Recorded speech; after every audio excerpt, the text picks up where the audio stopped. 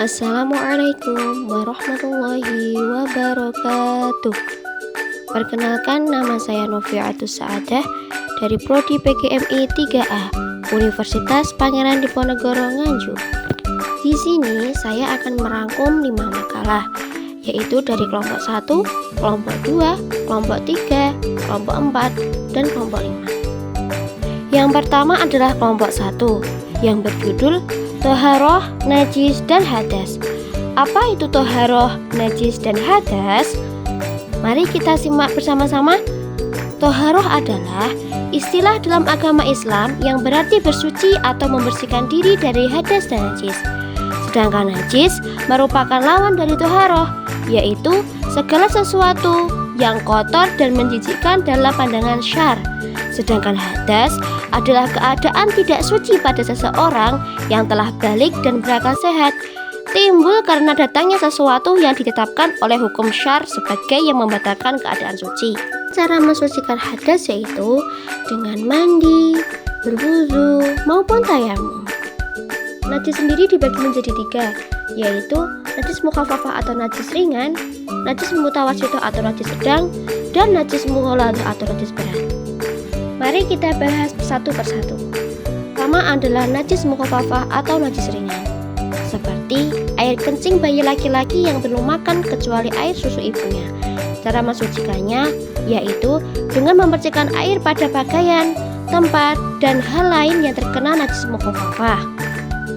Yang kedua adalah najis mutawasithah atau najis sedang, seperti nanah, darah, kotoran yang keluar dari kupul dan dubur manusia atau binatang, dan bangkai. Najis mutawasithah ini dibagi menjadi 2 jenis, yaitu najis ainiyah dan najis hukmiyah. Najis ainiyah yaitu kotoran yang nampak zat dan sifatnya, misal warna, bau, dan rasa. Cara mensucikannya ialah dengan mencuci hingga sifatnya hilang kemudian dibasuh dengan air yang suci. Sedangkan najis hukmiyah yaitu najis yang tidak terlihat sifatnya, misal air kencing yang sudah kering. Cara membersihkannya yaitu membasuh atau mengalirkan air suci pada pakaian atau tempat atau hal lain yang terkena najis. Selanjutnya ialah najis mughaladzah atau najis berat, seperti air liur anjing atau babi. Cara membersihkannya ialah dengan mencuci hingga 7 kali dengan salah satunya dicampur debu atau tanah. Setelah itu dibasuh dan dialirkan air suci pada bagian yang terkena najis. Kritik dan saran. Guru sudah berusaha semaksimal mungkin untuk menyampaikan materi tentang toharoh, najis, dan hadas. Tetapi alangkah baiknya dalam suatu pembelajaran, selain menguasai materi, guru harus menguasai peserta didiknya dengan berbagai macam karakteristik yang berbeda-beda. Pendekatan yang dipakai oleh kelompok 1 ialah teacher center. Medianya berupa poster dan video pembelajaran, menggunakan metode ceramah, dan evaluasinya memakai tanya jawab. Selanjutnya adalah kelompok 2 yang membahas tentang sholat wajib dan sholat sunnah. Apa itu sholat wajib dan sholat sunnah? Sholat wajib adalah ibadah yang harus dilakukan oleh setiap muslim yang sudah balik dan berakal sehat pada waktu-waktu yang telah ditentukan, seperti subuh, zuhur, asar, maghrib, dan isya.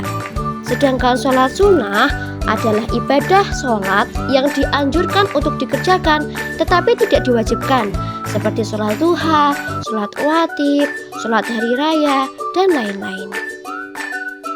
Selanjutnya di kelompok 2 ini membahas tentang sholat Jumat, sholat jamaah, sholat khosor, dan sholat jamaah. Apa itu sholat Jumat, sholat jamaah, sholat khosor, dan sholat jamaah? Sholat Jumat yaitu sholat mingguan yang dilakukan setiap hari Jumat dengan berjamaah sambil mendengarkan nasihat-nasihat sebelumnya. Dan sedangkan sholat jamaah ialah sholat yang dilakukan secara bersama-sama oleh sekelompok orang, biasanya dipimpin oleh seorang imam dan diikuti oleh makmum. Sedangkan sholat jamak ialah melakukan 2 rakaat sholat wajib dalam satu waktu, seperti melaksanakan sholat zuhur dan asar di waktu zuhur. Sedangkan sholat qashar adalah sholat yang diringankan dari 4 rakaat menjadi 2 rakaat dengan tetap membaca Al-Fatihah dan surat. Kritik dan saran untuk kelompok 2, yaitu guru sudah berusaha semaksimal mungkin untuk menyampaikan materi sholat wajib, sholat sunnah, sholat Jumat, sholat jamaah, sholat qashar, dan sholat jamaah. Tetapi alangkah baiknya dalam suatu pembelajaran, selain menguasai materi, guru harus menguasai peserta didiknya dengan berbagai macam karakteristik yang berbeda-beda. Pendekatan yang dipakai yaitu student center. Medianya menggunakan poster. Metodenya berupa ceramah dan tanya jawab. Evaluasinya menggunakan observasi. Selanjutnya yaitu kelompok 3 yang membahas tentang zakat fitrah, zakat mal, wakaf, infak, dan sedekah. Apa itu yang dimaksud dengan zakat fitrah, zakat mal, wakaf, infak, dan sedekah? Zakat fitrah adalah zakat yang berfungsi mengembalikan manusia muslim dalam keadaan fitrahnya dengan menyucikan jiwa mereka dari kotoran-kotoran atau dosa-dosa yang disebabkan oleh pengaruh pergaulan dan sebagainya. Hukum zakat fitrah wajib bagi umat Islam, baik laki-laki maupun perempuan, besar maupun kecil, merdeka maupun hamba. Yang dikeluarkan dalam zakat fitrah adalah makanan pokok yang mengenyangkan menurut tiap-tiap tempat atau negeri, sebanyak 3,1 liter atau 2,5 kilo, atau bisa diganti dengan uang senilai dengan 3,1 liter tersebut atau 2,5 kilo makanan pokok yang harus dibayarkan pada saat itu. Sedangkan zakat mal adalah zakat kekayaan yang harus dikeluarkan dalam jangka 1 tahun sekali, yang sudah memenuhi nisab, mencakup hasil perniagaan, pertanian, pertambangan, hasil laut, hasil ternak, harta temuan, emas, dan perak, serta hasil kerja profesi. Wakaf adalah perbuatan yang menyerahkan sebagian harta milik pribadi untuk dimanfaatkan secara permanen dalam kebaikan, seperti untuk kepentingan agama, sosial, atau pendidikan, dengan tujuan mendekatkan diri kepada Allah. Infak adalah mengeluarkan sebagian harta atau pendapatan untuk tujuan tertentu, baik wajib maupun sunnah. Sedangkan sedekah adalah pemberian sesuatu secara sukarela tanpa batas jumlah, baik berupa harta, jasa, atau perbuatan baik lainnya, dengan niat mendekatkan diri kepada Allah. Kritik dan saran dari kelompok 3 yaitu guru sudah berusaha semaksimal mungkin untuk menyampaikan materi zakat fitrah, zakat mal, wakaf, infak, dan sedekah. Tetapi alangkah baiknya dalam suatu pembelajaran, selain menguasai materi, guru harus menguasai peserta didiknya dengan berbagai macam karakteristik yang berbeda-beda. Pendekatan yang dipakai oleh kelompok 3 yaitu teacher center. Medianya berupa poster. Metodenya menggunakan metode ceramah dan evaluasinya menggunakan tanya jawab. Selanjutnya, kelompok 4 membahas tentang ibadah haji dan ibadah umroh. Apa itu ibadah haji dan ibadah umroh? Ibadah haji adalah salah satu rukun Islam yang kelima, yaitu perjalanan suci ke Mekah untuk melakukan serangkaian ritual dan ibadah untuk memperingati perjanjian Nabi Ibrahim dengan Allah yang dilakukan pada bulan Zulhijjah.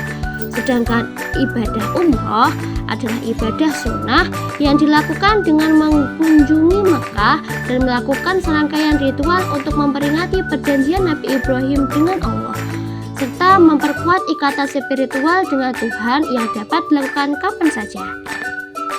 Kritik dan saran untuk kelompok 4 yaitu guru sudah berusaha semaksimal mungkin untuk menyampaikan materi ibadah haji dan ibadah umroh. Tetapi alangkah baiknya dalam suatu pembelajaran, selain menguasai materi, guru harus menguasai peserta didiknya dengan berbagai macam karakteristik yang berbeda-beda.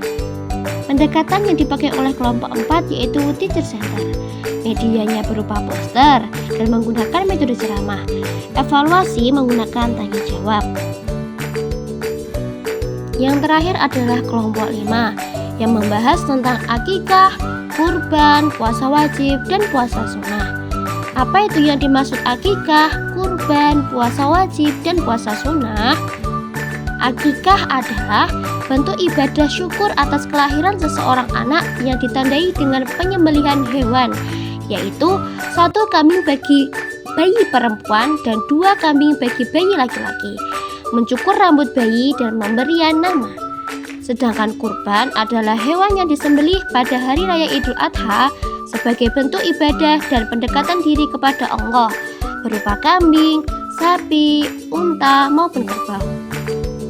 Selanjutnya adalah puasa wajib, yaitu puasa yang harus dilakukan oleh semua umat Islam yang telah memenuhi syarat tertentu, seperti puasa Ramadan, puasa kafarat, puasa nadar, dan puasa qadha. Sedangkan puasa sunnah adalah puasa yang boleh dikerjakan dan boleh tidak dikerjakan. Puasa sunnah sering disebut dengan puasa tatawu, yaitu apabila dilakukan mendapat pahala dan apabila tidak dilakukan tidak berdosa, seperti puasa Senin Kamis, puasa Daud, puasa Syawal, puasa Arafah, puasa Tarwiyah, dan lain-lain.